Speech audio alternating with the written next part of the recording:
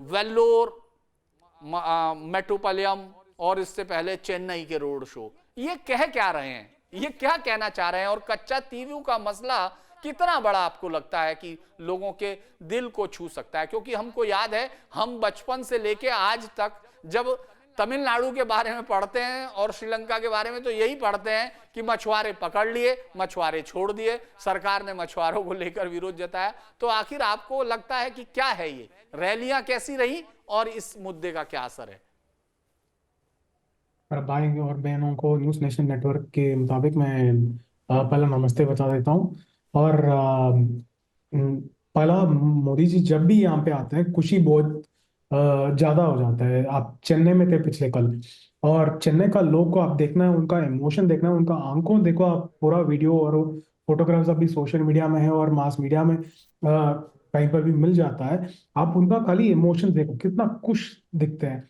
और ये बोलते हैं ना, जब भी हम बहुत ज्यादा खुशी हो जाता है, थोड़ा आंसू निकलता है, वो वाला खुशी आप ये सब लोगों के पास देख सकते हो। इसका कारण यही है कि वो लोग ये देख सकते हैं कि जब इंडिया का इंडिपेंडेंस का टाइम पे 70-70 ईयर्स में इतना खुशी और इतना प्रोग्रेस उन्होंने देखा ना। आज पिछले 10 साल में इन लोग ने ये देख पाए कि हमारा लाइफ और बेहतर हो सकता है, और हमारा जो जो कमियां है, लाइक मिनिमम रिक्वायरमेंट्स लाइफ में, रोटी कपड़ा मकान, या उसके बाद पढ़ाई, गुड मेडिकल सर्विसेज, या उसके बाद एडवांसमेंट एयरपोर्ट वगैरह, हायर एजुकेशन, ये सारा चाहिए। ये सारा एडवांसमेंट मोदी जी का राज में हो रहा है। और ये बदलाव देख रहे हैं, इसका खुशी ये लोग मानते हैं, और वो इमोशन आप देख पाए थे। सो इसका असर जरूर इलेक्शन पे पड़ेगा। आप 19 को देखेंगे और जून 4 को हमको पता चलेगा, उसका जरूर फर्क रहेगा। कम से कम 5% खाली मोदी जी की वजह से, उनका प्रेजेंस की वजह से बदलाव दिखेगा, और उनका मॉडल्स प्रोग्राम स्कीम्स की वजह से और भी इंप्रूवमेंट दिखेगा। और आपको पूरा साउथ इंडिया में देखिए, खाली तमिलनाडु में नहीं, कोस्टल फिशरमैन का इश्यूज बहुत सारे हैं तमिलनाडु में, थोड़ा सा आंध्रा में, और थोड़ा सा केरला में भी। ये क्योंकि हमारा कोस्टल फिशरमैन का राइट्स, हमारा जो 12 नॉटिकल माइल्स का राइट्स है, वो इंदिरा गांधी का टाइम पे जब कांग्रेस था, और उन्होंने फिशिंग राइट्स तो बांट के दे दिया। आप ये छोड़ो, वहां पे लैंड था, हमारा सॉवरेन लैंड था, वो भी दे दिया उन्होंने। और हर बार यहाँ का डीएमके पार्टी उसका इलेक्शन का मुद्दा बना देते हैं। और डीएमके पार्टी लोग के पास इतने साल तक, आप रखो 1974 से आज तक, कितना, कम से कम 50 ईयर्स हो गया। 50 ईयर्स में झूठ बोलते रहा कि डीएमके को ये पता ही नहीं था, और तमिलनाडु उस टाइम चीफ मिनिस्टर जो थे करुणानिधि, उनके पास बताया नहीं गया था। और अभी हम हमारे पास आरटीआई से एविडेंस अभी मिला है। ये एविडेंस में बताया कि डीएमके 50 ईयर्स लोगों के पास झूठ बोलते रहा कि उनको नॉलेज ही नहीं था। इनको पता था और इन्होंने अग्री कर लिया। इसी की वजह से इंदिरा गांधी ने वो कच्चतीव आइलैंड को दे दिया। वाली आइलैंड बोला गया था उस टाइम पे, और वो आइलैंड दिया गया था। और इसका तकलीफ आज आज तक हमारा फिशरमैन के ऊपर असर पड़ रहा है। और ये देखो, 1976 में फिशिंग राइट्स भी उन्होंने बांट के दे दी। सो इसका तकलीफ उनका, आम आदमी का क्या सोच है, मेरा रोटी कपड़ा मकान जरूरत है। सो ये फिशरमैन क्या सोचता है, मुझे रोज काम पे जाके आना है, कुछ तकलीफ के बिना जाके आना है। और इनका रोज का खाने का अभी पंगा हो गया। तो इसका मतलब क्या है, अभी आज ये सोच इनको आ गया कि मोदी जी कुछ ना कुछ करेंगे। अभी मोदी आने के पहले 2004 से 2014 तक आप देखिए, कम से कम जो फिशरमैन अरेस्ट होते थे, उनका एवरेज टाइम श्रीलंका में प्रिजन में 280 डेज के आसपास होता था। अभी मोदी जी का टाइम पे अभी खाली 80 डेज। हमारा डिप्लोमेटिक रिलेशन इतना अच्छा हो गया कि हम जल्दी जल्दी फिशरमैन को वापस लेकर आ सकते हैं। सो ये सारा बदलाव लोग देख सकते हैं, इसका असर जरूर पड़ेगा। और थोड़ा सा हम केरल, कर्नाटका और आंध्रा तेलंगाना का भी थोड़ा सा बात करना है, क्योंकि इसका इमोशन यहाँ का पार्टी, पर्टिकुलरली कांग्रेस और डीएमके, डिवाइड लेकर आना चाहता है लोगों के बीच में ना। पहला वो बोलते थे समुदाय के वजह से, रिलीजन अलग है, इसके वजह से लोग अलग है। और उसके बाद कास्ट के वजह से लोग अलग है। और अभी बोलते हैं कि साउथ इंडिया और नॉर्थ इंडिया अलग है। ये कभी सोचते नहीं, पूरा भारत एक ही देश है, ये सब भाई बहन है, एक साथ रहना चाहते हैं और एक साथ प्रोग्रेस करना चाहते हैं। बट अभी आजकल ये बोलते रहते हैं नॉर्थ साउथ का डिवाइड। अभी बट ये लोग भूल गए कि भाजपा का हाईएस्ट नंबर ऑफ पार्लियामेंटेरियन है 2019 का पार्लियामेंट में, पूरा साउथ इंडिया में। आप तेलंगाना लीजिए, आप पौंडीचेरी लीजिए, तमिलनाडु का लीजिए, और कर्नाटका का लीजिए, highest number of parliamentarians Bhajpa से। और इस टाइम लड़ रहे हैं किसका ताकतवर ज्यादा है, और किसके बारे में सारे अपोजिशन पार्टीज बात कर रहे हैं। ताकतवर अभी ज्यादा भाजपा का है और मोदी जी का है। इसी की वजह से सारा अपोजिशन पार्टी, आंध्रा ले लीजिए, तेलंगाना ले लीजिए, कर्नाटका ले लीजिए, या केरल या तमिलनाडु, हर पॉलिटिकल पार्टी यहाँ पे खाली भाजपा का नाम लेता है, भाजपा का कैंडिडेट्स के बारे में बात करता है। इसका मतलब सिर्फ एक ही है कि भाजपा का ताकत बहुत बढ़ गया यहाँ पे, और भाजपा पूरा देश में 400 बार जरूर बन जाएगा। ये जिस तरह से आपने पूरा डिटेल्स में बताया है पूरा उस तरह के माहौल को, लेकिन इसको थोड़ा सा अगर मैं आपके पास दोबारा जब आऊंगा अपने सवाल के साथ, उससे पहले अगर इसको मैं डाटा से कोशिश करूं कि किस तरह हम समझ सकते हैं। अभय जी, अगर हम लोग लंबे समय से इसको गौर करते हैं कि आखिर जो तमिलनाडु है वहां जयललिता के साथ पार्टी ने काफी राइज भी किया, ऐसा नहीं है कि उनको पहले वहां अगर हम लोग देखें तो गठबंधन में वो रही। इस बार जो जयललिता है वो नहीं है, वो पिछली बार उनकी पार्टी का जिस तरह से उसके बाद उनके डिविजन्स हुए और उसके बाद पार्टी कोई फर्म रास्ता नहीं ले पाई। तो क्या उस वोट बैंक पे निगाह रख रहे हैं? क्योंकि अभी भी आज भी उन्होंने 1985 की उस घटना का जिक्र किया, जिसमें याद होगा कि किस तरह से सदन में, विधानसभा में उनके साथ बेअदबी की थी तमाम लोगों ने, और उनकी साड़ी का पल्लू भी पकड़कर खींच लिया था, जिसको बहुत ही, और जिसके बाद जयललिता ने कसम खाई थी कि वो तभी सदन में घुसेंगी जब वो मुख्यमंत्री होंगी या द्रुमुक को हरा चुकी होंगी। तो आपको लगता है उस वोट बैंक पर है? दूसरा, जिस तरह से जातीय गणित साधे गए हैं, उन्होंने कोई बेहतर काम किया है? क्योंकि इतना जीत का दावा करना और एक प्रधानमंत्री अपनी पूरी ताकत, पूरी ऊर्जा को वहां झोंके हुए हैं, क्या वो वाकई कोई बदलाव आपको आंकड़ों के हिसाब से लगता है? देखिए पुण्डीर साहब, ऐसा है कि अगर हम जातिगत, आपने राजनीति की बात की, तो मैं जातिगत राजनीति की बात पहले करूंगा कि देखिए, जातिगत राजनीति की बात करें तो बिहार या हिंदी स्पीकिंग बेल्ट के स्टेट ज्यादा बदनाम है कि यहाँ पर बहुत ज्यादा जातीयता के आधार पर वोटिंग होता है। अरे यार, बिल्कुल होता है, मैं इनकार नहीं कर रहा हूँ, लेकिन क्या पूछ रहा हूँ। हेलो पुण्डीर साहब, चेक करना चाहिए। अब देखिए, तो अगर हम बात करें तो हिंदी स्पीकिंग बेल्ट में जातीयता के लिए तो होता ही है, लेकिन अगर हम बात करें, अगर बाहर साउथ के स्टेट में जाए तो साउथ के स्टेट में भी जातीयता का काफी असर है, बल्कि कहीं कहीं तो कहा जाता है कि जब, और मेरा भी मानना है कि जातीयता का असर बिहार, यूपी से ज्यादा साउथ के स्टेट में। अरे ईपी की तो वहां पर भी अगर हम जाए तो ईपी में क्यों नहीं आ रहा? यहाँ पर जो मतलब तमिलनाडु की जो जातियां है, थेवर हुआ, ये लोग हुआ, तो लोग अपने कास्ट लाइन पर ही वोट करते हैं। तो जब तक जयललिता थी, जयललिता का नरेंद्र मोदी के प्रति, बीजेपी के प्रति या हिंदुत्व के प्रति एक सॉफ्ट एटीट्यूड शुरू से देखा गया। उन्होंने भाजपा को कभी भी अपने साथ लेकर के चलने का प्रयास किया, भाजपा के साथ चली। लेकिन अब जब जयललिता नहीं है, वहां का अपोजिशन स्पेस ओपन हो चुका है, तो वहां भाजपा और नरेंद्र मोदी को लग रहा है कि अभी मैं स्टालिन के खिलाफ जा करके अपना वहां अपोजिशन का स्पेस ऑक्यूपाई करूंगा। जैसे बीजेपी ने तब वेस्ट बंगाल में अपोजिशन का स्पेस ऑक्यूपाई किया, वैसे ही वहां पर प्रयास कर रही है, और बीजेपी इसमें काफी हद तक सफल होते हुए दिख भी रही है, कम से कम अपोजिशन के स्पेस को ऑक्यूपाई करने के लिए। और बीजेपी को इसमें सबसे बड़ा सपोर्ट बेस मिल रहा है पुडुचेरी से। पुडुचेरी में वर्तमान में बीजेपी एआईएनआरसी के साथ सरकार चला रही है। अभी ये कहना, बहुत सारे लोग बोलते हैं कि नहीं साउथ में कहीं बीजेपी की सरकार नहीं है, बिल्कुल गलत बात है। साउथ के एक राज्य यूनियन टेरिटरी है पुडुचेरी, वहां पर एआईएनआरसी के साथ बीजेपी की सरकार है, और बीजेपी इस बार वहां पर लोकसभा की चुनाव पुडुचेरी से बीजेपी फाइट कर रही है। तो वहां पर देखें तो बीजेपी वहां मजबूत होती हुई दिख रही है। अब कितना सीट में आएगा वोट, तो अगर हम वोट के हिसाब से बात करें तो वोट ठीक ठाक मिलता दिख रहा है। सीट कितना कन्वर्ट हो पाएगा आने वाले समय में पता चलेगा।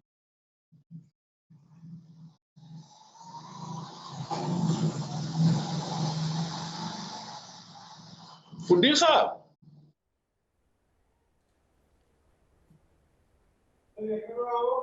देखिए, जिस तरह से आपने बातचीत की, थोड़ा सा टेक्निकल एरर हुआ था, लेकिन हम जिस तरह से बात कर रहे थे, आपने डाटा का जिस तरह से विश्लेषण किया, इसको आप थोड़ा और अगर बताना चाहें तो आप बता सकते हैं, ताकि मैं आगे राजकिरण तक जाऊं। आप इसके बारे में कुछ बताना चाहते हैं आगे?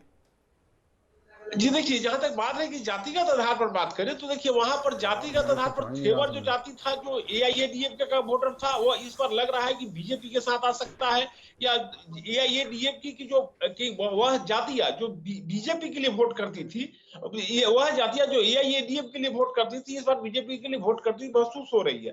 तो इस तरफ देखें कि जो मतलब यहाँ पर जो पुडुचेरी में जो सरकार चल रही है एनडीए की, उसका एक मैसेज तमिलनाडु में भी मिलता दिख रहा है, और ऐसा लग रहा है कि बीजेपी वहां अच्छा करते हुए महसूस हो रही है कि अच्छा कर रही है। जी मैं राज किरण के पास जाता हूं, अभी आपके पास भी आऊंगा। राज किरण, ये दरअसल तेलंगाना में बीजेपी ने जिस तरह से लोकसभा में अप्रत्याशित तौर पर 4 सीटें जीती थी 2019 में, तब लगा कि विधानसभा में, और उसके बाद इन्होंने जिस तरह से चुनाव लड़ा नगर पालिका का, हैदराबाद म्युनिसिपल कॉर्पोरेशन, और 4 से 40 पहुंच गए उनमें, जब उनको 8 से 40 से पहुंचे, उसके बाद लगा कि ये विधानसभा में बहुत बेहतर करेंगे। लेकिन विधानसभा में एबीवीपी की क्लास से निकले हुए एक स्टूडेंट ने बीजेपी के टीचर्स को हरा दिया और ये जो है इतनी बड़ी जीत हासिल की। लेकिन आपको लगता है कि लोकसभा में जिस तरह से 17 में से 9 कैंडिडेट बीआरएस से लिए हैं, भारत रक्षा जो पार्टी, उनकी पार्टी है केसीआर की, उससे इन्होंने हासिल किए हैं, उन्हीं को इन्होंने लड़ाया है चुनाव। तो क्या वाकई बीजेपी इस बार, जैसा माना जा रहा है, जैसा उनके नेता दावा कर रहे हैं कि सबसे बड़ी पार्टी होकर उभरेगी और विधानसभा के चुनाव का कोई असर, जिस तरह का सेटबैक बीजेपी को वहां लगा है, उसका कोई असर यहां नहीं होगा?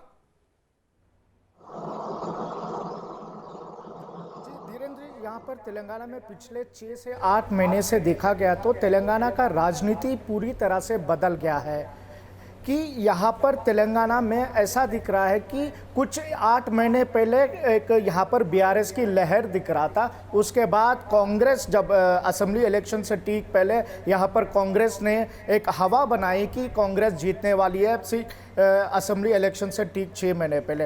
वो उसी हवा में कांग्रेस आज के दिन सरकार यहाँ पर तेलंगाना में बना के रखी है, मगर आज के दिन ज़मीनी स्तर पर देखा गया तो बीजेपी यहाँ पर जो असेंबली इलेक्शन के टाइम पे जिस तरह से कांग्रेस का हवा चल रहा था, उसी तरह से अभी बीजेपी का भी हवा देखने को मिल रहा है, जहाँ पर ऑलरेडी प्रधानमंत्री नरेंद्र मोदी और अमित शाह और कई सारे बीजेपी के दिग्गज नेता तेलंगाना में कैंपेनिंग ऑलरेडी स्टार्ट कर दिया है।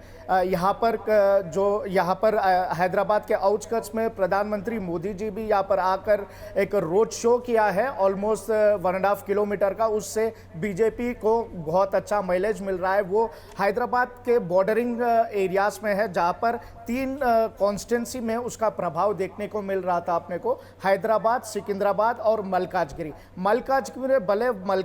में प्रधानमंत्री नरेंद्र मोदी ने ये रैली किया है, पर इसका असर सिकंदराबाद जो बाजू की कॉन्स्टिट्यूंसी है वहाँ पर भी दिखा है और इसका असर हैदराबाद में दिखा है। जब हैदराबाद की बात करते हैं, हैदराबाद में पहली बार पिछले 40 साल में जो एआईएमआईएम का गढ़ माना जा रहा था, तो अब के बार एआईएमआईएम गढ़ में बीजेपी एक बदलाव लाने की कोशिश कर रही है कि जो यहाँ पर माधवी लता को बीजेपी के उम्मीदवार के तरह यहाँ पर उतारा गया है। यहाँ पर माधवी लता ज़मीनी स्तर पर जब मैदान में फिर रहे हैं तो यहाँ का बीजेपी में यहाँ का पॉलिटिकल समीकरण बदलते हुए देखने के मिल रहा है। कई सारे माधवी लता कई सारे आरोप किए हैं, मतलब बोकस वोटों के अपने न्यूज़ नेशन से ही एक्सक्लूसिवली बात करके उन्होंने 1,61,551 वोट्स का जो बोकस वोट है, जो डुप्लीकेट वोट्स है, उसका पर्दाफाश किया है। वो अपने पास पूरी तरह से डाटा है, जो हमेशा बीजेपी कई सालों से आरोप करते हुए आ रहे हैं कि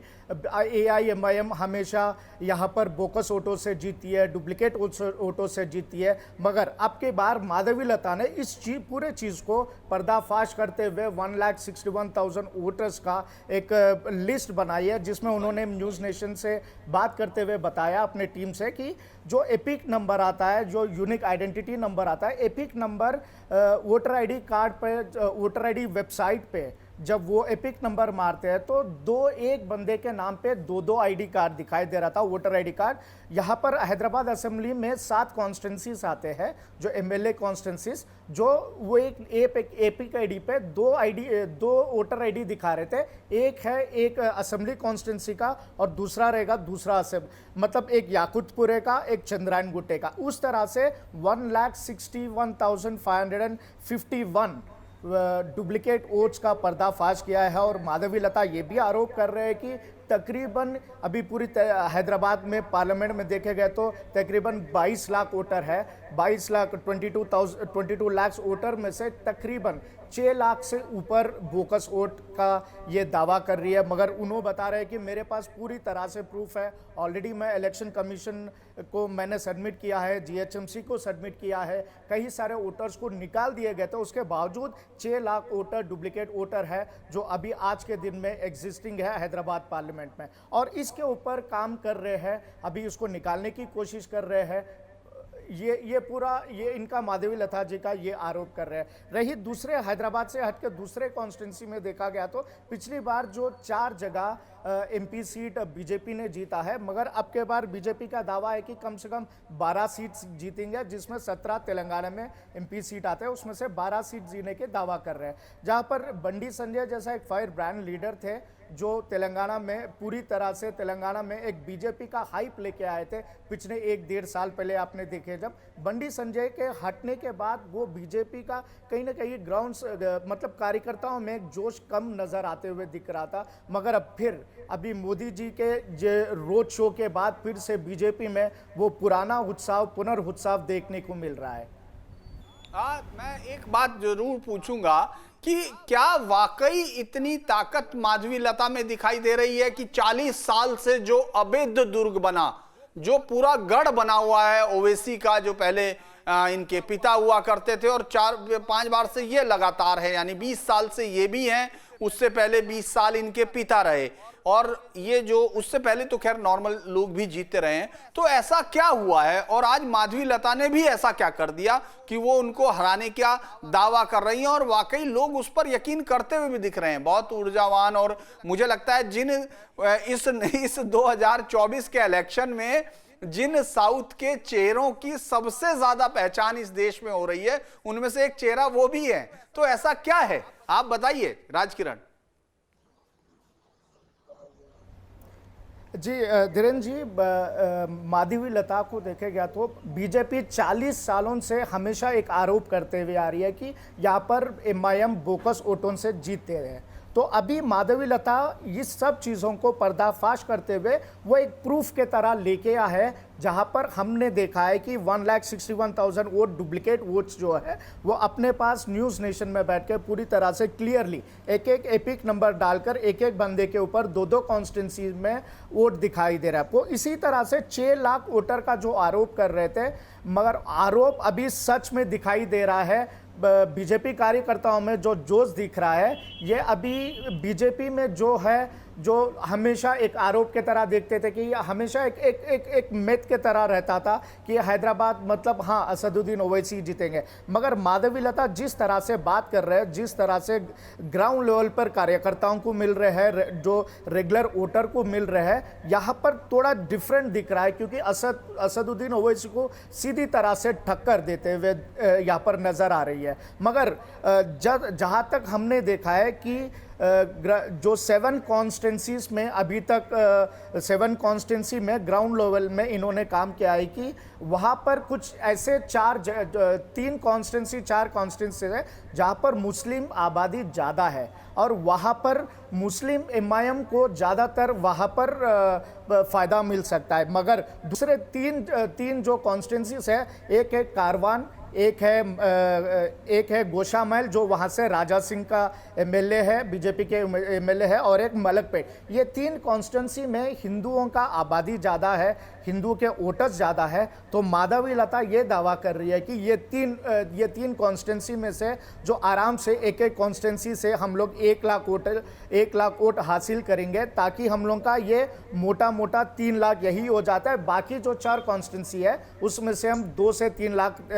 वोट हासिल करेंगे, ताकि हम लोग पूरी तरह से असदुद्दीन ओवैसी को 2018 में जो 5,17,000 वोट यहाँ पर वोटों से जीते थे, वो 5 लाख के ऊपर वोट यहाँ पर हम लोगों को मिल जाएंगे। और ये बात भी माधवी लता कर रही कि हम लोग सीआरपीएफ जवानों को ग्राउंड लेवल पे उतारेंगे, जो पोलिंग बूथ पे बोकस वोट होता है वहाँ पर उसको पूरी तरह से रोक रखने की हम लोग कोशिश करेंगे, ताकि जो ये बोकस वोट होता है वो रोक गया तो आराम से 1 से 2 लाख वोट असदुद्दीन ओवैसी को कम आएंगे, तो 3 लाख तकरीबन 3 से 4 लाख इस तरह के आंकड़े माधवी लता जी ने बता रहे थे। तो यहाँ पर मतलब इस तरह की चीज पब्लिक में ले जा रहे हैं, ताकि एक सवाल और है राजकिरण, ये क्या मतलब राजा सिंह जो है हिंदू हृदय सम्राट, और क्या ये अब हिंदू शेरनी, ये सब टाइटल चल रहे हैं, सब टाइटल दिए जा रहे हैं उनको? हाँ, यहाँ पर देखा गया तो माधवी लता जी को हिंदू शेरनी के तरह, मतलब माँ के नाम पे ये बहुत मशहूर है। माधवी लता, माधवी माँ बोलकर बुलाते हैं। माधवी लता जी को ज़्यादातर हमने कभी ग्राउंड लेवल पे कार्यकर्ताओं को मिलते हुए देखा है, सिर्फ उनको माँ के नाम से देखते हैं। या तो यहाँ पर एक बात मैं खास तौर पर यह कहना चाह रहा हूँ, दक्षिण के सुषमा स्वराज भी इनको कहा जा रहा था। हमने कुछ लोकल के कार्यकर्ताओं से बात किया है, लोकल वोटर से हमने जब बात किया थे, मतलब जब हम ग्राउंड रिपोर्टिंग करने को गए थे, कुछ लोग बोल रहे थे कि ये दक्षिण के सुषमा स्वराज है, आगे आने वाले दिनों में एक नेक्स्ट लेवल तक ये माधवी लता जाएगी। जी मैं आता हूं मैप्पन साहब के पास। मैप्पन साहब, मैं केरल पर तो बात करूंगा, लेकिन एक बात आप बताइए कि जिस तरह से जातीय गणित हमेशा मतलब लोग साउथ के जातीय गणित को लोग नहीं जानते, तमिलनाडु की उस जो तमाम राजनीति है उसमें ज्यादातर तो यही माना गया कि डीएमके, या जब ये सत्ता आई, जब जिस तरह से एक आंदोलन चले 62 के बाद, केंद्रीय जो पार्टियां हैं उनका वहां स्पेस, या तो वो सेकेंडरी पार्टी रह गई या स्पेस खत्म हो गया। तो उस पूरे में जो जातीय गणित, जैसे वीसीके जैसी पार्टी है जो सबसे ज्यादा जो परियार जितने जाति है उसके साथ उनका मजबूती सा गठबंधन था, गोंडर हैं, तमाम हैं, लेकिन अब इस वक्त चूंकि कोयम्बटूर और उसके आसपास का इलाका तो इन्हीं लोगों का, गोंडर लोगों का सबसे ज्यादा माना जाता है, नाडार हैं, तमाम लोग हैं, वन्नियार हैं, जो वन्नियार के साथ इन्होंने गठबंधन किया है। जिस तरह से आपको लगता है कि जातीय तौर पर भी बीजेपी का ये गठबंधन डीएमके पार्टी और कांग्रेस के गठबंधन को जवाब देता हुआ दिख रहा है, ऐसा लग रहा है? जरूर। देखिए, दो चीजें होती हैं। एक, भाजपा कभी जातियों को फर्क नहीं देखता है और डिस्क्रिमिनेशन नहीं करता है, बट इलेक्टोरल पॉलिटिक्स में ये हो जाता है कि आपका जो भी वहां पे वोट डालने के लिए जाता है उनका सबका सोच रहता है, उनका जाने या ना जानने वाले लोग आना चाहिए, या उनका समुदाय से कोई लोग आना चाहिए, या उनका रिश्तेदार कोई आना चाहिए, फिर इसका ये मतलब रहेगा कि वो उनके लिए काम करेंगे।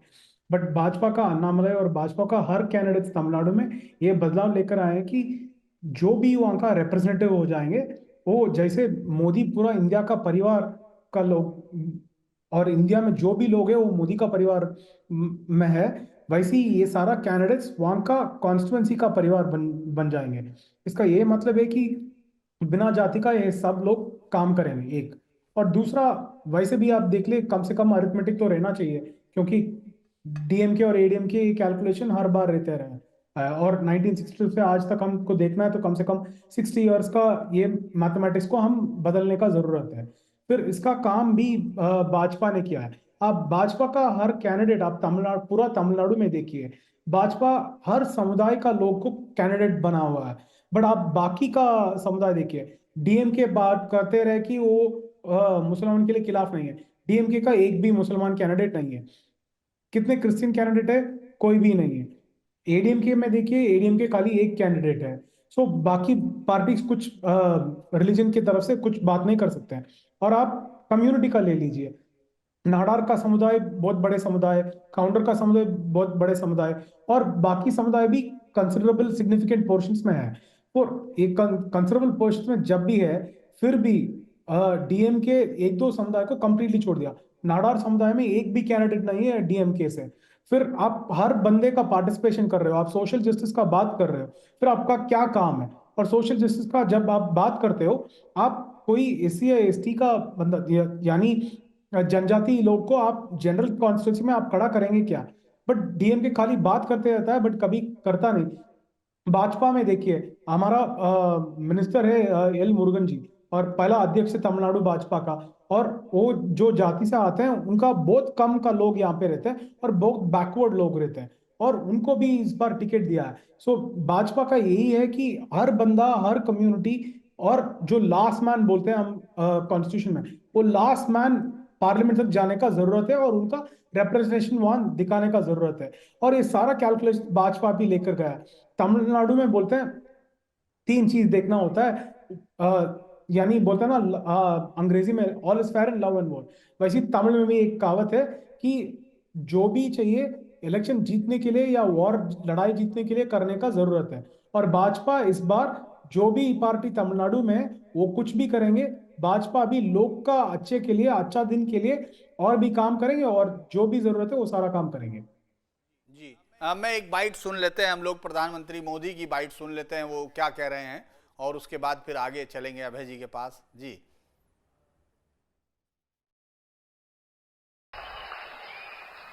आज मैं देख रहा हूं पूरे तमिलनाडु में बीजेपी ही छाई हुई है। हर कोई कह रहा है डीएमके की विदाई बीजेपी और एनडीए के द्वारा ही होगी। आज पूरा तमिलनाडु कह रहा है एक बार, फिर एक बार, मोदी सरकार, फिर एक बार, मोदी सरकार, फिर एक बार, मोदी सरकार, फिर एक बार, मोदी सरकार, फिर एक बार, मोदी सरकार, फिर एक बार, फिर एक बार।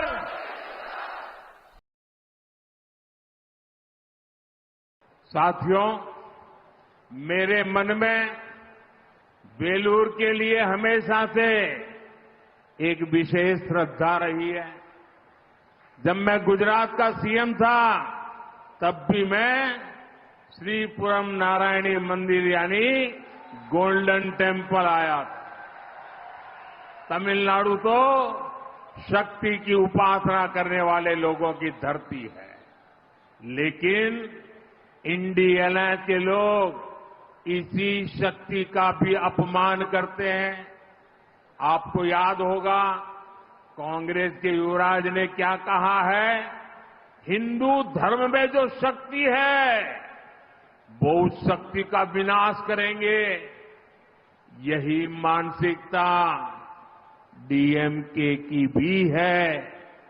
ये लोग एक सनातन के विनाश की बात करते हैं, राम मंदिर का से अगर हम लोग मेट्रोमैन श्रीधरन के एक इंटरव्यू की बात करें, उन्होंने कहा कि 5 सीटें ऐसी हैं जो 4 से 5 जीतेंगी, जिनमें से एक पहली सीट है तिरुवनंतपुरम, और उसमें उनके दावे का आधार पिछले 2 बार के चुनाव हैं, 2014, 2019 के चुनाव हैं, जिसमें दूसरे नंबर पर, पहली बार तो बल्कि 22,000 वोटों से, दूसरी बार 1 लाख वोटों से, लेकिन इस बार राजीव चंद्रशेखर ज्यादा ताकतवर के साथ हैं, ज्यादा ताकत के साथ हैं। और जो लास्ट दांव चल रहे हैं, जो अपने जिस तरह से शशि जो है लास्ट दांव चल रहे हैं शशि थरूर, ये कहते हुए कि मेरा आखिरी चुनाव है, तो ये बात इशारा करती है कि वहां काफी मजबूती से राजीव चंद्रशेखर लड़ रहे हैं। इसके बाद त्रिशूर की सीट है सुरेश गोपी, जिन्होंने पूरी ताकत से, ये माना जा रहा है, ये कहा है कि ये 100% सीट बीजेपी को जा रही है, ऐसा खुद उनका कहना है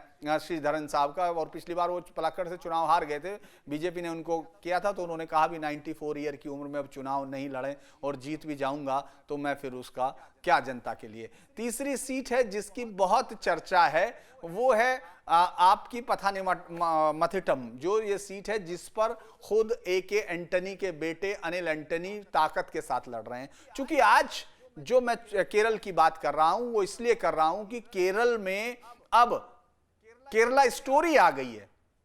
जो सबसे बड़ा चर्च है वहां का सायरा मालाबार चर्च जो है वो 500 चर्च में अगले 2 हफ्तों तक इस फिल्म की 100 स्क्रीनिंग करेगा।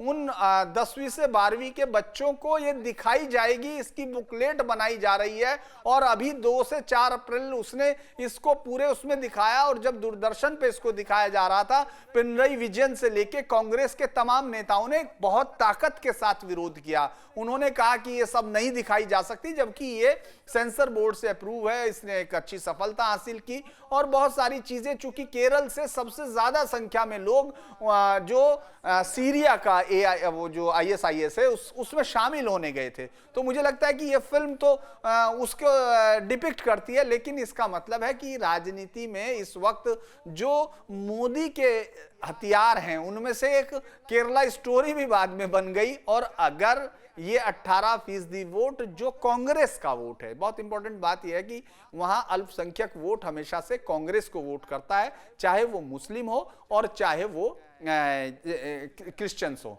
और हिंदू वोटों के अंदर का हिस्सेदारी वामपंथी दलों के पास आती है। अमूमन वामपंथी दलों को लेफ्ट को वो वोट नहीं मिलते थे, मुस्लिम्स और क्रिश्चियंस। लेकिन इस बार फिर कुछ समय से क्रिश्चियंस वो मुस्लिम वोटर्स का एक टेंडेंसी है कि बीजेपी को कौन हराएगा।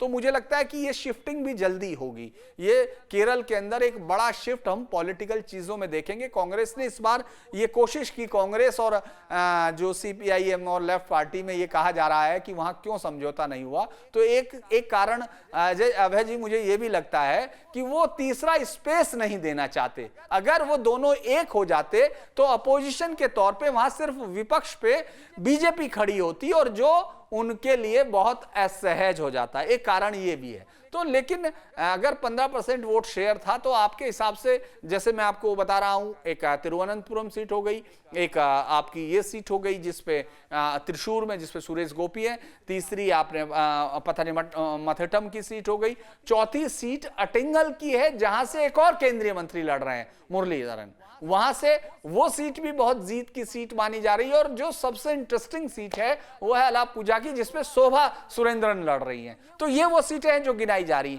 आपको डाटा से लग रहा है कि अगर ये जो 18% क्रिश्चियन कम्युनिटी है जिसके बीच सबसे भी लगातार मिल रहे थे मोदी और उन लोगों के साथ बात कर रहे हैं, हालांकि मणिपुर इशू पे लोग लिखते हैं कि थोड़ा उन्होंने डिस्टेंस बरती थी, लेकिन जो क्रिश्चियंस वहाँ के जो लोग बिल्कुल जो वहाँ के चर्चित, चूंकि वहाँ लीडरशिप, यहाँ नॉर्थ के दर्शकों के लिए बता दें कि उनकी लीडरशिप से चर्च से बहुत गवर्न होती है क्रिश्चियंस लीडरशिप जो वहाँ की वोटिंग है। और वो लोग ये सोच रहे थे कि मणिपुर को लेके वो थोड़ा दूर हुए, जो बीजेपी की तरफ आते हुए दिख रहे थे, क्योंकि लव जिहाद का सबसे ज्यादा इमीडिएट इफेक्ट और सबसे ज्यादा विरोध क्रिश्चियंस चर्च ने किया था। तो मुझे लगता है कि क्या ये गणित बैठ सकता है अभय जी? कुबीर साहब, बिल्कुल मैं केरल पर बात करूंगा। पिछले बार जब मैं बात कर रहा था तो मेरी थोड़ी इंटरनेट कनेक्टिविटी प्रॉब्लम आ गई। मैं चाह रहा था मैं हैदराबाद पर कुछ बोल लूं, फिर मैं आगे बोलूं, या फिर पहले मैं कभी केरला पर बोलने के बाद हैदराबाद पर बोलूं? पहले आप बताइए। आप केरल पे एक बार बात कीजिए, फिर हैदराबाद से पहले मैं आपको एक बार माधवी लता की बाइट सुनवा दूंगा, उसके बाद आप बताइएगा जी। पॉलिटिक्स का स्टेट है और बीजेपी बाइपोलर पॉलिटिक्स से शिकार हो जाती है। बीजेपी के जो नायर कम्युनिटी के जो वोटर है, बीजेपी के लिए अच्छे खासे वोट करने की इच्छा रखते हैं, वोट करते भी है। और बीजेपी को जो मैक्सिमम वोट आता है उसी कम्युनिटी से आता है। तो वह अंतिम समय में जीत और हार के आधार पर जब बीजेपी जीतने की स्थिति में नहीं होती है तो वो लोग या तो एलडीएफ या यूडीएफ को वोट कर देते हैं। तो इस कारण से बीजेपी अपना पैर जमा नहीं पाती है। और जिस कारण से पंजाब में कांग्रेस और आम आदमी पार्टी ने आपस में अलायंस नहीं किया कि बीजेपी को स्पेस मिल जाएगा, वही कंडीशन वहां की भी है कि बीजेपी को स्पेस मिल जाएगा। तो बीजेपी वहां पर बीजेपी के लिए पॉसिबिलिटी बहुत अच्छी है और बीजेपी के लिए पॉसिबिलिटी की संभावना और इसलिए बढ़ जाती है क्योंकि बीजेपी ने हाल के समय में जिस तरह त्रिपुरा में अच्छा परफॉर्मेंस किया, कम्युनिस्ट के घर में जाके जीत दर्ज किया है, जिस तरह पश्चिम बंगाल में की है, उससे भी इनकार नहीं कर सकते कि बीजेपी अच्छी संभावना में है, बीजेपी का लीडरशिप स्ट्रॉन्ग है। तो उस कारण से बीजेपी को वहां अच्छी संभावना बनती हुई दिख रही है लोकसभा चुनाव में। पथनीमथिट्टम सीट की बात कर रहे हैं, एके अडवाणी के बेटे चुनाव लड़ रहे हैं।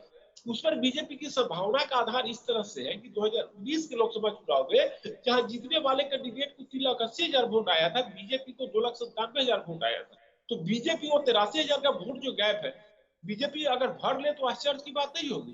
तो बीजेपी पूरी तरह अच्छी तरह फाइट में है। अब क्या रिजल्ट आएगा कहना थोड़ा मुश्किल है, लेकिन बीजेपी अच्छी फाइट में है। मैं आपके चैनल पर यह बात कम से कम 2 बार बता चुका हूं और अभी मैं बोला हूं, फिर आगे भी अगर जरूरत पड़ी बोलूंगा कि देखिए तिरुवनंतपुरम सीट की थोड़ी सी स्थिति इसलिए भी अलग है क्योंकि शशि थरूर ने गांधी परिवार को चैलेंज कर दिया लोग पार्टी अध्यक्ष के चुनाव में। तो कांग्रेस का ही एक सेक्शन जो गांधी परिवार से ज्यादा अपने आप को एफिनिटी मानता है, या कांग्रेस पार्टी का एक सेक्शन जो है, वह सेक्शन हो सकता है कि शशि थरूर के लिए जीत के लिए अच्छे से काम न करे और इसका फायदा बीजेपी को मिल जाए। तो वहां पर अच्छी संभावना है, 5-6 सीटों पर तो बहुत अच्छी संभावना है। मैं कहूं कि अगर क्रिश्चियन कम्युनिटी का वोट कुछ भी शिफ्ट होता है, जिसके लिए मोदी ने रणनीति एक बनाई हुई है, पीएम मोदी, जिसमें लगातार वो खुद से आगे बढ़ के बिशप्स, चर्चेस के उनसे बातचीत कर रहे हैं, तो वो बहुत इंटरेस्टिंग वो है। मैं आपकी बाइट, अभी आप हैदराबाद पर कुछ कहना चाहते थे, क्योंकि केरल पर मैं लगातार देख रहा हूं कि केरल एक ऐसी जगह है जहां 15% वोट उनके पास है। 15% के बाद अगर आप 5 से 7% वोट का स्विंग अपनी तरफ लेते हैं, हालांकि केरल जो है बहुत टाइट स्टेट है, यानी 2 बाई पार्टीशन में भी उनमें बहुत कम का अंतर होते ही वहां बहुत डिफरेंस नहीं होता है, क्योंकि वहां दोनों तरफ के वोटर्स पहले से एलडीएफ और यूडीएफ में बटे हुए हैं। हालांकि कांग्रेस ने इस बार ये कोशिश की, मुस्लिम लीग को पिछली बार जो 2 सीटें दी थी उनको एक्सचेंज कर दिया, उनके कैंडिडेट्स को एक्सचेंज किया है, बहुत ज्यादा चेंज नहीं किया है। तो वहां एक चेंजेस आते हुए दिखते हैं। अगर क्रिश्चियन कम्युनिटी और मालाबार चर्च का ये फैसला 2 हफ्ते यानी 16 दिन उनके बचे हैं चुनाव के, और 2 हफ्ते तक लगातार क्रिश्चियन चर्च अगर उस केरल स्टोरी को, जिसमें किस तरह से लव जिहाद का इस्तेमाल किया जा रहा है और जिस तरह से हिंदू या क्रिश्चियन बच्चियों को लव जिहाद में लेकर उसके बाद उनको बाहर भेजा जा रहा है, उनको युद्धों में भेजा जा रहा है, उस तरह की चीजें उसमें साफ तौर पर दिखाई है। तो ये लगता है कि शायद ये रणनीति बीजेपी की वहां काम कर रही है, और जो चेहरे हैं वहां बहुत इस तरह से चेहरा डेवलप नहीं कर पाई बीजेपी, जैसे कि आपने बंडी संजय को देखा इधर तेलंगाना में, और तेलंगाना में एक नए आश्चर्य के तौर पर वो माधवी लता को चेहरे के तौर पर जो है सामने लाने में कामयाब हुई। लेकिन उस तरह से हम केरल में बहुत चेहरा जिसको नॉर्दर्न इंडिया में पहचाना जाता हो, क्योंकि सुरेश गोपी, मुझे लगता है मयप्पन भी जानते होंगे, सुरेश गोपी वहां काफी प्रसिद्ध चेहरा है। इसके अलावा एंटनी ने वहां सेक्रेटरी रहा है, तो वो भी है, और टॉम वडक्कन का इस बार हम लोग कम रोल देख रहे हैं, ये मुझे आश्चर्य हो रहा है कि वो नहीं दिख रहे हैं। लेकिन एक बार हम माधवी लता की बाइट सुन लेते हैं, फिर आप जो हैदराबाद पर कहना चाहते हैं वो कहेंगे, और फिर मैं राजकिरण से एक सवाल लूंगा। जी, बाइट। इससे हटके बोगस वोट के अलावा और एपिक नंबर, जो एक ही नंबर पे आप टाइप करोगे तो 2-2 वोटर कार्ड्स रहते लोगों को। इसके अलावा पोलिंग बूथ के दिन वहाँ पे रिगिंग करने के अलावा एक घरों में पोलिंग बूथ डालकर घर के निवासी वहीं पे रहते हुए वहीं पे पोलिंग बूथ भी चलते रहता है, वहाँ का घर भी चलते रहता है। उसके अलावा मदरसों में जो लगाते हैं, क्लास पढ़ाते रहते हैं, जो लोग वहाँ पे रहते हैं, पोलिंग बूथ चलता रहता है। इसके अलावा पोलिंग बूथ के बगल में कॉरपोरेटरों का एमआईएम का घर रहता है। उसके अलावा लोग ना अंदर जाने पाए, जैसे छोटे छोटे गली के रास्ते बनने वाले पोलिंग बूथों के अलावा वहाँ के लोग 5 बजे को जब पोलिंग बूथ खत्म हो जाना चाहिए, बंद हो जाना चाहिए, एक साथ 4 बजे से 5 बजे के अंदर 300-400 लोग अंदर घुस जाते हैं, दरवाजा बंद कर देते। इसके अलावा 14 उम्र की वर्ष की लड़की 70 वर्ष की औरत के वोट डालने के अलावा हम रोडों के ऊपर सिर्फ पैसे वाले अमीर मुसलमानों के घर कभी डिमोलिश नहीं होते रोड वाइडनिंग में, मंदिरें तोड़ते हैं लोग। पैसे वाले जो एएमआईएम के पार्टी के होते हैं उनके घर नहीं तोड़ते, रोड वाइडनिंग पर फ्लाईओवर्स बनने के लिए नहीं तोड़ते, और वो अपने प्लान के साथ हैं। आप अभय जी कुछ कहना चाह रहे थे, मैं राजकिरण पर जाऊंगा, आप हैदराबाद पर क्या कहना चाह रहे थे? देखिए कुलदीप साहब, हैदराबाद लोकसभा सीट की अगर हम बात करें तो हैदराबाद लोकसभा सीट में 7 विधानसभा की सीटें हैं, जिसमें 6 विधानसभा की सीट अभी जो इलेक्शन हुआ उसमें एआईएमआईएम ने जीता, 1 सीट बीजेपी ने जीती। अगर हम बीजेपी के, अगर हम लोकसभा चुनाव में जो 7 जो सीट का जो चुनाव हुआ, 7 सीट का, उस पर अगर हम गौर करें तो AIMIM को लगभग 4,30,35,000 वोट आया है। एक सीट का डेटा थोड़ा है, तो 4,30,35,000 वोट आया है। दूसरे नंबर पर बीजेपी आई है जिसको 2,21,454 वोट आया है। तीसरे नंबर पर BRS है जिसको 1,71,000 वोट आया, और कांग्रेस पार्टी चौथे नंबर पर 1,01,000 वोट के साथ।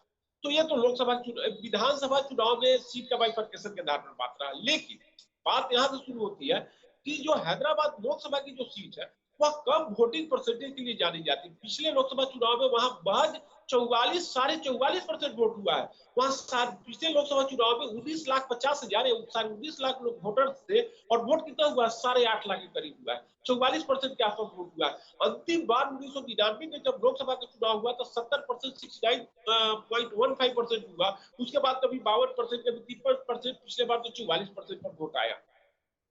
तो कहने का यह है कि अगर वोट बड़े पैमाने पर हो जाए तो ओवैसी साहब की स्थिति कहीं खराब न हो जाए, क्योंकि ज्यादातर वोट जीते हैं कब जीते हैं? जब वोटिंग परसेंटेज कम हुआ है तब जीते हैं। 1999 से अगर हम देखना शुरू करें तो 2009 को छोड़ दीजिए तो हर बार बीजेपी दूसरे पायदान पर आई है। चुनाव जरूर ओवैसी साहब जीते हैं, लेकिन 2009 के अलावा हर बार दूसरे पायदान पर बीजेपी आई है। और वहां पर कांग्रेस पार्टी का कोई विशेष रोल नहीं है। अगर लोकसभा चुनाव की बात करें तो ओवैसी साहब अगर कांग्रेस का वोट लेना चाहे, जरूर कांग्रेस का समर्थन लेना अगर चाहते हैं बिल्कुल ले, उनकी इच्छा है। लेकिन कभी कांग्रेस पार्टी को पिछले चुनाव 2-3 चुनाव में कभी 40,000, कभी 45,000, कभी 50,000 इस तरह का वोट पड़ा है। तो कांग्रेस पार्टी को कोई बहुत ज्यादा वोट वहां बढ़ता हुआ दिख नहीं रहा है। मैं एक राजकिरण से आखिरी सवाल लूंगा, क्योंकि आज समय की मजबूरी है, हम लोग काफी उस पर आ गए हैं। राजकिरण, ये कोशिश कर रही है बीजेपी, जैसा दिखाई दे रहा है कि जो BRS का वोट है उस वोट को कैप्चर किया जाए, क्योंकि वो BRS जिस तरह से एकदम बिखर सी गई है कि कविता यहाँ जेल में चली गई हैं, करप्शंस के जो आरोप सिर्फ हवा में थे वो अब लगातार उनके लोग अंदर गए, उनके नेता भाग रहे हैं, 2 मौजूदा सांसद भागे, इस तरह से एक एक करके, और फिर उनके विधायक तक चले गए जो जीते।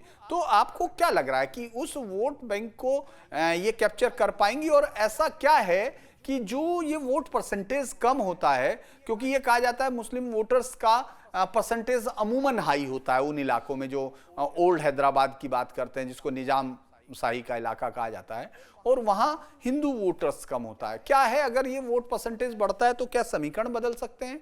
और क्या ये मैं जो BRS के वोटर्स को कैप्चर करने वाली बीजेपी की रणनीति है, ये कोई काम करती दिखेगी? हाँ जी, मैं पहले BRS की बात करता हूँ।